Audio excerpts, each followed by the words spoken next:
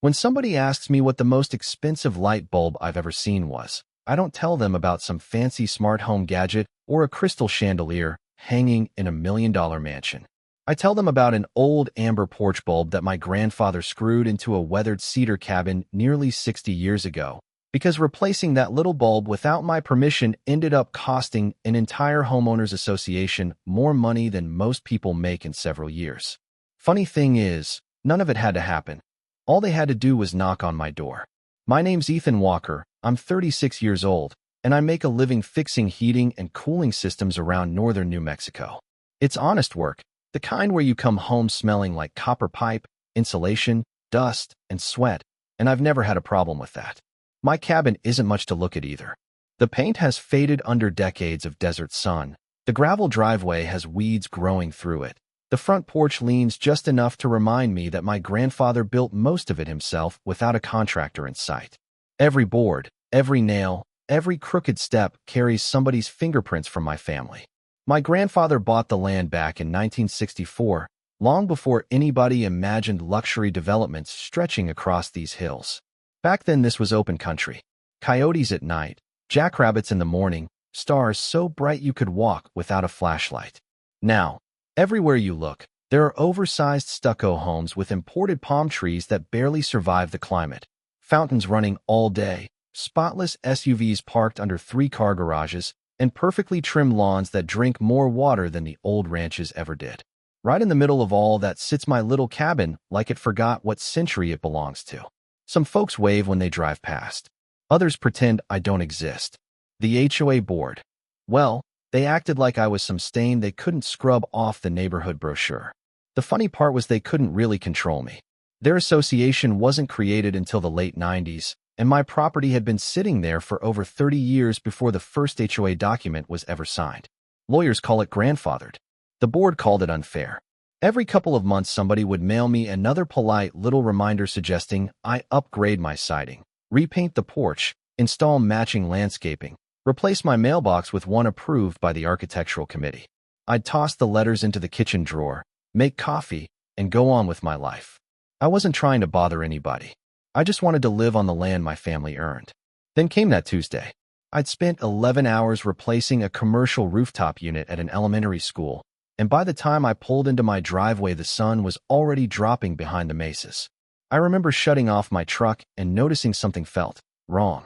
At first I couldn't figure it out. Then I looked toward the porch and froze.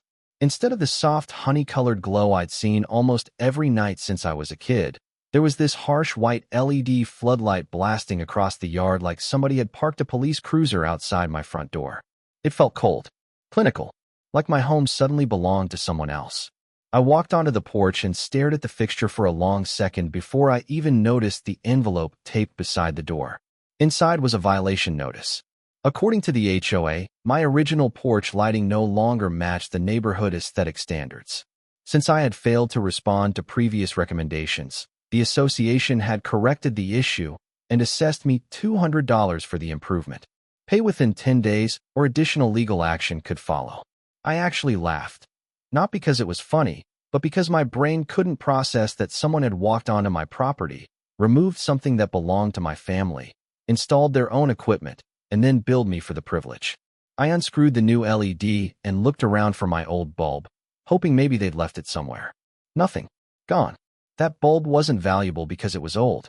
It mattered because I remembered standing on this same porch when I was maybe 8 years old, watching Grandpa Frank tell me stories while moths circled that warm amber light. He used to say, "A house remembers the people who cared for it." Maybe that's sentimental, maybe it's silly. But standing there with that ugly white light in my hand, it felt like somebody had reached into one of my memories and thrown it in the trash. The next morning my neighbor, Mrs. Alvarez, wandered over while I was drinking coffee on the porch. She must have seen the notice tucked under my arm because she asked, "They finally came after you too?" I looked up. "What do you mean, too?"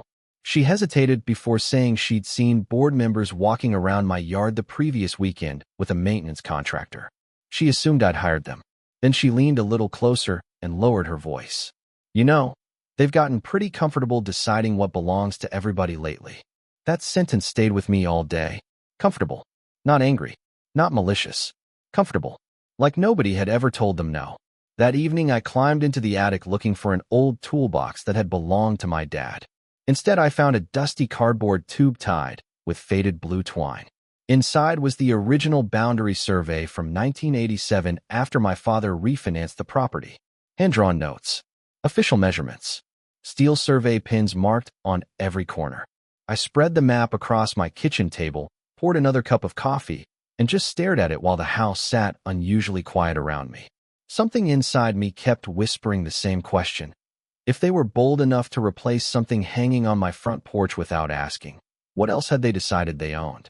I folded the map back up, grabbed my tape measure from the truck, and promised myself that first thing Wednesday morning, before another service call, I was going to walk every single foot of my property line. And I had no idea that one missing light bulb was about to uncover a problem that had been quietly growing for years. I started just after sunrise while the air still carried that cool desert bite that disappears by 9 o'clock. I figured I'd spend maybe half an hour confirming everything looked normal, laugh at myself for overthinking it, then head off to my first service call.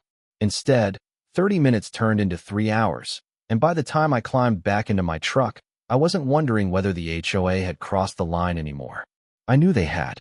The first thing I noticed was the decorative stone border running along the entrance to the subdivision. I'd walked past it 100 times without giving it a second thought. According to my survey map and the steel marker buried under a few inches of dirt, that entire row of expensive landscaping rock wasn't sitting on HOA property at all. It extended nearly 20 inches onto my land. Well, that's interesting, I muttered to myself. I snapped pictures, measured everything twice, and kept walking. A few yards farther, I found irrigation heads sticking out of the ground. At first I thought maybe they stopped at the property line, but once I followed the pipe trench, it became obvious somebody had drilled 12 sprinkler heads directly into my soil. Those sprinklers weren't watering my yard. They were feeding flower beds and decorative shrubs lining the neighborhood entrance. Somebody had simply decided my property was the easiest place to run their system. The farther I walked, the stranger it became. 4 heavy cedar fence posts set inside my boundary, each buried in concrete. A security camera mounted on a decorative pole reached several feet over my line, aimed toward the neighborhood entrance, but physically attached above my property. Then I found the biggest surprise of all. Near the back corner, the ground dipped slightly where rainwater always collected after storms. There was fresh gravel covering a narrow trench. I dug carefully with a shovel until the edge of a large PVC drainage pipe appeared. I followed it for nearly 20 feet before realizing it cut diagonally across my corner lot, carrying stormwater away from nearly a dozen homes uphill. Nobody had ever asked permission. Nobody had ever offered compensation. They had simply built the infrastructure and hoped I'd never notice. Standing there in the dirt, I wasn't even angry anymore. I was fascinated. This hadn't happened by accident. This took planning, contractors, engineering drawings, permits, except one thing was missing. My signature. Over the next week, I became obsessed. Every evening after work, I'd grab another folder, another county record, another aerial photograph. The county clerk probably thought I was preparing a murder trial with the number of documents I requested. That's where I met Linda, one of the record's employees, an older woman who had worked there almost 30 years. After watching me return 3 days in a row, she smiled and asked, "Boundary dispute?" I nodded. She disappeared into the back room and returned with permit archives that weren't digitized yet. "Sometimes the older files tell a better story," she said. She wasn't wrong. Those files showed construction permits for neighborhood improvements going back almost 7 years. Drainage modifications, irrigation expansions, security infrastructure, landscape renovations. Every permit referenced the subdivision. None referenced my parcel number. None contained an easement agreement. None contained owner authorization. That afternoon, I called a property attorney named Michael Harper. He listened quietly while I explained everything. Finally, he asked one question. "Mr. Walker, are you looking for revenge, or are you looking for resolution?" I thought about that for a second. "Honestly," I said, "I just want people to stop pretending my property belongs to them." He chuckled softly. "Good answer. Judges usually like people who think that way." The next piece was hiring a licensed surveyor. His name was Caleb, a former Marine who spoke in short sentences and trusted measurements more than opinions. 2 weeks later, we spent an entire day locating every original survey pin. Every encroachment was marked with bright red flags. Looking across the property that afternoon was surreal. Red flag, another red flag, until it looked like somebody had outlined an invisible crime scene. Caleb folded his tripod and looked over at me. Whoever approved this figured nobody would ever check. Looks that way, I answered. Well, he said while loading equipment into his truck. They guessed wrong. With the survey complete, Michael drafted a certified demand letter addressed to HOA President Douglas Mercer. It wasn't emotional. It wasn't threatening. Just facts. Unauthorized permanent structures occupied private property without easement or owner consent. Estimated removal cost exceeded $29,000. If voluntary resolution failed within 30 days, my legal team would pursue damages for continuing trespass under state property law. Michael also included something that made even me blink when I first saw it. Based on the duration of each documented encroachment and allowable damage calculations, potential exposure approached $350,000. I remember staring at the number thinking, there's no way they'll ignore this. 3 days later, my phone rang. Ethan, the man on the other end, laughed before I even spoke. Doug Mercer here. Got your little letter. Little letter? That phrase still makes me smile. I assume you received the survey too, I replied. Come on, he said.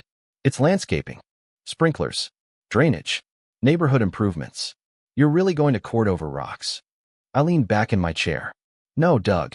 I'm considering going to court over property rights. He laughed again. Nobody's paying you $300,000 over flower beds. Maybe not, I answered calmly. But a judge might have some questions about why your association kept building on land it never owned. The laughter stopped. There was a long silence before he finally said, We'll talk. Then he hung up. 18 days after the letter went out, 2 SUVs pulled into my driveway. Doug climbed out wearing loafers that probably cost more than my work boots. Beside him was HOA Vice President Karen Ellis carrying a leather binder against her chest like a shield. I invited them onto the porch. Karen looked around awkwardly. You really still have the original cedar flooring? She asked. Most people would have replaced it years ago. Most people didn't have my grandfather, I replied. Doug got straight to business. Can we see what exactly you're claiming? Without saying a word, I unfolded the survey across an old picnic table. Every encroachment had been highlighted in red.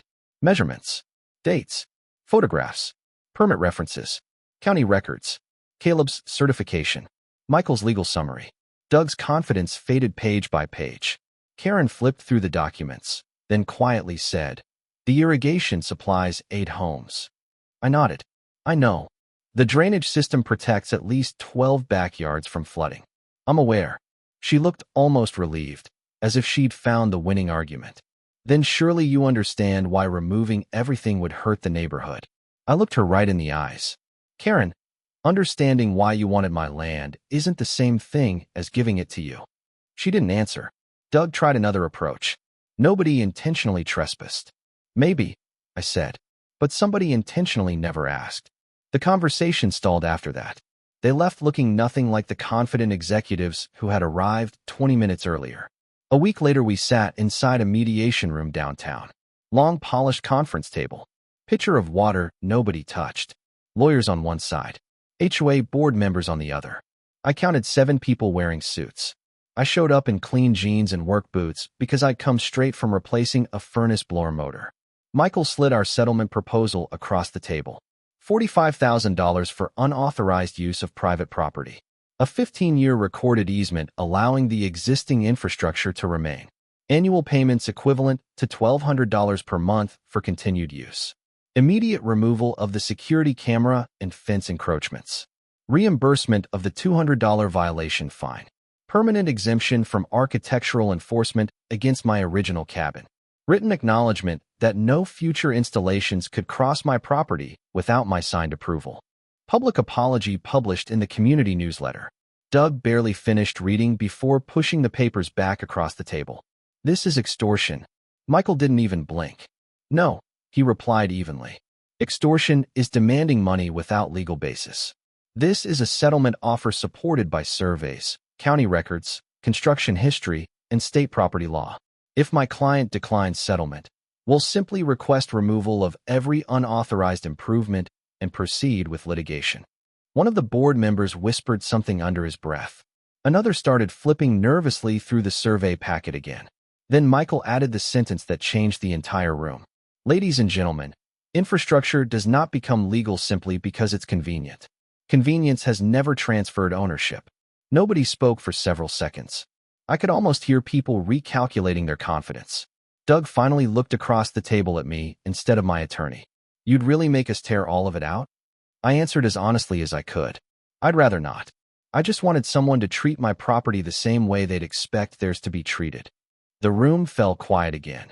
And for the first time since this whole thing started, I had the unmistakable feeling that the balance of power had finally shifted. The silence in that room lasted longer than anyone seemed comfortable admitting. You could almost hear calculators running inside people's heads, not just adding up dollars, but trying to figure out how a little cabin they had spent years looking down on had suddenly become the strongest position at the table. Doug glanced toward the association's attorney, who leaned over and whispered something I couldn't hear. Whatever it was, the color drained from Doug's face. He looked back at me, sighed, and for the first time since we'd met, there wasn't an ounce of arrogance left. If we agree to this, he asked quietly, does it end here? I looked at Michael before answering. He gave me a small nod, then I turned back toward Doug. It ends the day people stop treating my property like empty space waiting to be borrowed. Nobody argued after that. There were still details to negotiate, deadlines to adjust, language for the easement, insurance requirements, future maintenance responsibilities, all the boring legal stuff that never makes headlines but actually solves problems. 30 days after I found that ridiculous LED light hanging over my porch, we signed the final agreement. The association delivered a cashier's check covering the settlement, reimbursed every dollar I'd spent because of their violation notice, and recorded a 15-year easement that required them to pay for the privilege of keeping their drainage and irrigation systems exactly where they already sat. The camera came down within the week. The fence posts were moved completely onto HOA property. Nobody from the architectural committee ever mailed me another suggestion about matching neighborhood aesthetics again. A couple of weeks later, Mrs. Alvarez walked over carrying a plate of homemade empanadas and a grin I hadn't seen before. Well, she laughed. Looks like somebody finally reminded them where the property lines are. I laughed too. Turns out survey markers are harder to argue with than opinion. She nodded toward the neighborhood entrance where landscapers were carefully working around the new boundary markers. Funny how respectful people become when paperwork gets involved. She wasn't wrong. Respect had never really been about my cabin, my old truck, or my faded porch. It had been about whether someone believed they could get away with ignoring another person's rights. Once they realized they couldn't, everything changed. About 6 weeks after all the paperwork was finalized, the monthly community newsletter showed up in everyone's mailbox. I almost threw it away without opening it, but something told me to flip through the pages. Near the back, tucked between announcements about the annual barbecue and pool maintenance schedules, sat a short statement from the board acknowledging unauthorized improvements that had extended onto neighboring private property and apologizing for failing to obtain proper authorization before construction. They never used my name, and honestly, they didn't have to. Everybody in the neighborhood already knew exactly who it was about. That evening, I climbed a small step ladder onto my porch with a cardboard box I'd kept in the hallway closet since this whole mess began. Inside, wrapped in an old shop towel, was another antique Edison-style bulb I'd spent weeks tracking down through a restoration supplier. It wasn't the exact one my grandfather installed all those years ago. That one was gone forever, but it looked close enough that when I screwed it into the original fixture and flipped the switch, the porch filled with that same warm amber glow I remembered from childhood. Not bright enough to impress anybody, not modern enough to satisfy a design committee, just warm, familiar home. I sat down in Grandpa's old rocking chair with a cup of coffee and watched the lights spill across the porch floor while the desert settled into another quiet evening. Across the road, the fountains were still running. The sprinklers still watered those expensive flower beds. The drainage pipes still protected the backyards uphill whenever summer storms rolled through. The difference was simple. Every month, the association now paid for the right to use land they once assumed they could simply take. Looking back, people always ask if the money felt like winning. Truth is, the check was nice, sure. Nobody complains about unexpected money. But that wasn't the part that stayed with me. What stayed with me was realizing how easily small acts of disrespect can grow when nobody challenges them. It started with a light bulb. Before long, it became landscaping, fences, cameras, underground utilities, and years of people convincing themselves that convenience mattered more than ownership. If I'd shrugged my shoulders and let that first violation slide, who knows what would have been there 5 years later? Maybe another fence. Maybe a sidewalk. Maybe somebody would have decided my cabin didn't belong there at all. Sometimes standing up for yourself isn't loud. Sometimes it isn't dramatic. Sometimes it's just quietly opening an old survey map, measuring what already belongs to you, and refusing to let anyone convince you that your history is less important than their plans. So now I'm curious, if you were in my boots, would you have accepted the settlement, or would you have taken the whole thing to court and let a judge decide every last dollar? And here's the bigger question. Where do you think the line is between protecting a neighborhood and abusing the power of an HOA? I'd really like to hear what you think because I've seen people argue both sides, and some of those conversations get pretty heated. Drop your thoughts down in the comments. And if you've ever dealt with neighbors, an HOA, or somebody who forgot where your property ended and theirs began, share your story too. Trust me, after everything I've lived through, I know I'm not the only one.